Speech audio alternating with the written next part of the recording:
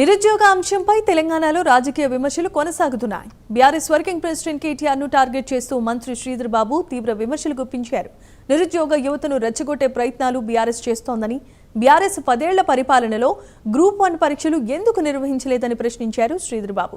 తెలంగాణ ఏర్పడిన తర్వాత ఉద్యోగాల కోసం ఎదురుచూసిన అభ్యర్థులకు ఇంతవరకు న్యాయం జరగలేదని అన్నారు. గ్రూప్ 1 కోసం ఎదురుచూసిన వేలాది మంది అభ్యర్థులకు బీఆర్ఎస్ సమాధానం చెప్పాల్సిందిగా డిమాండ్ చేశారు. ఒక జాబ్ క్యాలెండర్ నిర్వహించినప్పుడు దానికి సంబంధించిన రిజర్వేషన్ పాలసీ వస్తుంది. ఆ పాలసీలో ఏ ఉద్యోగాలు ఎప్పుడు ఏ విధంగా చేయాలనే అంశం పైన ఒక ప్రణాళిక సిద్ధం చేసుకోవాలని న్యాయ నిపుణులతో మాట్లాడి ముందుకు తీసుకెళ్తా ఉన్నాం. సో మేము ఇచ్చిన మాటపై జాబ్ క్యాలెండర్ తప్పకుండా వస్తుంది, తప్పకుండా చేస్తాం. దాన్ని ఎక్కడ విషయంలో కాదు, ఏ మాట ఇచ్చినామో ఆ మాట నిలబెట్టుకోవడానికి ఇంకా ఒకటి ముందుకెళ్తాం. ఈరోజు జరిపినటువంటి సమీక్ష తాత్కాలికంగా ఈ నెల రోజుల కొరకు ఈ యొక్క పంటలకు సంబంధించిన అంశం కాదు.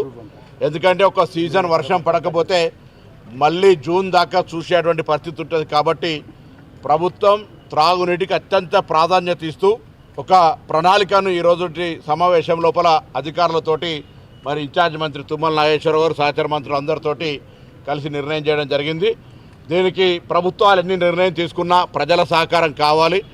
ప్రకృతి రీత్యా సముద్రాల్లో ఏర్పడ్డటువంటి వాతావరణ పరిస్థితి దృష్ట్యా మరి వర్షాభావం ఉన్నప్పుడు తప్పకుండా వస్తున్నటువంటి కొద్దో గొప్ప నీటిని భూగర్భ జలాలుగా మార్చుకునేటువంటి ప్రక్రియలో ప్రతి పౌరుడు భాగస్వామి కావాలని సందర్భంగా కోరుతా ఉన్నాం. అదేవిధంగా రైతాంగం కూడా ఆరుతడి పంటలకు సంబంధించినటువంటి దాని లోపల కొంత మీ సామాజిక బాధ్యతగా వర్షం పుష్కలంగా నీళ్ళున్నప్పుడు మేమే పుష్కలంగా నీళ్ళు ఇవ్వడానికి కానీ అదేవిధంగా పంటల కొనుగోలుకు ప్రభుత్వం తరఫున మేము అన్ని రకాల ఏర్పాట్లు చేసినాం. ఇప్పుడున్నటువంటి వాస్తవ పరిస్థితిని మీకు చెప్పడం ద్వారా ఆరుతడి పంటల వైపు మీ దృష్టి మరల్చాలని, ఈరోజు మిగతా పంటల వల్ల నీటికి సంబంధించిన ఎద్దడొచ్చి రేపొద్దున ఇబ్బంది పడతారు కావచ్చు. ఏప్రిల్ నుంచే చెప్తా ఉన్నారు.